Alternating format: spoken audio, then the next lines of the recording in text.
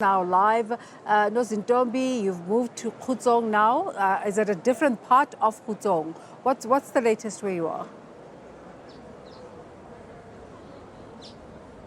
Thank you so much, Desiree. You're quite right. So just to give you an idea of our movements for the morning. So we started in a central place in Khutsong called the Mbulelo Primary School, which is quite it's sort of the hub of where the community comes up. It's actually next to a soccer stadium.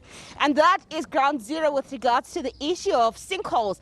A lot of the houses there, the formal houses there, have had structural damage, or some have even sunk as a result of the sinkholes in the area. Did you know that Khutsong, the large part of Gauteng, is a mining area? So because it's a mining area, there's quite a lot of porous areas underneath the ground. So it creates an environment for sinkholes to form, and the communities that have been the most affected is the communities in Khutsong. And now local government has a plan or a program to move those affected families to an area in Mirafong called Elijah Bagai. And that's where we spoke to you a bit earlier, where we saw the new residential property, which looks like flats, a block of flats,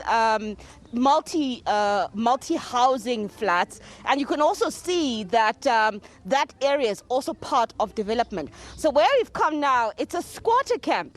And you can see, behind me, I'm just going to ask my camera colleague, Ronewa, to just give you an idea of the place that we're at. We're in a squatter camp that's still in Khutsong. The living conditions here are absolutely appalling. There's no roads. There's water in the streets. There's litter and sewage strewn all over the streets. People are still living in shacks in this area. And it is quite problematic because the issue of sanitation, sewage disposal becomes quite problematic. The issue of proper services and sanitation being brought into the area becomes quite problematic. So what I'm going to do, Desiree, is to speak to some of the people, some of the residents that live in this area, just to get an idea of what are some of their issues. Thank you so much, sir. We spoke a bit earlier about some of the issues that you face here in this area. I mean, looking at your living environment, you guys don't have roads. Sanitation obviously seems to be quite a problem. For you, what are some of the key service delivery issues that you guys have been battling with? First of all, it's a lack of job opportunities. And we are facing a dumping site at the site. When we can turn a camera, we can see there is a dumping site, and it is illegal because we don't have a service delivery. There is no way we can dump our rubbish. Yeah. So we dump at the open spaces. Then the municipality, they don't help us with such a delivery. For this voting season, it must be quite difficult for you as a voter to really cast your vote with regards to ensuring, it's critical for you actually as a voter to cast your vote to ensure that there is change. Are you voting to keep the status quo, or are you going to vote for change? I'm going to vote for a change now. All right, thank you. So we're going to move to another resident here. So you were speaking to me earlier off air, and you said the issue of roads is problematic for you. And sanitation. There are a lot of issues, but I'm going to concentrate on the sanitation part, because without proper sanitation, we are at risk as the community, health-wise. Yeah. And as you know, we are bringing up future leaders that needs to grow in a proper healthy environment. Definitely, absolutely. And obviously, as you're casting your vote, you obviously want to vote for change, right? And definitely. What change do you want to see happening in this area?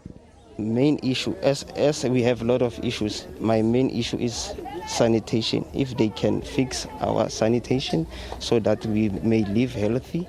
As you know, there's this saying that says healthy life, healthy mind. Yeah.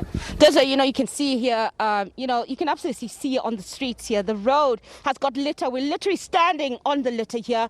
We're standing in the water that's flooding the road here. So we spoke a little bit earlier, and you also complained about the issue of services in the area. What concerns specifically about services did you have? No, there's no water here. We don't get houses. There's no houses. I'm 70 years now. I don't have a house. That must be very, it's not the ideal. I mean, if you're 70 years old, you do need some sort of dignity with government being able to provide you with the RDP. You are going to be casting your vote here today.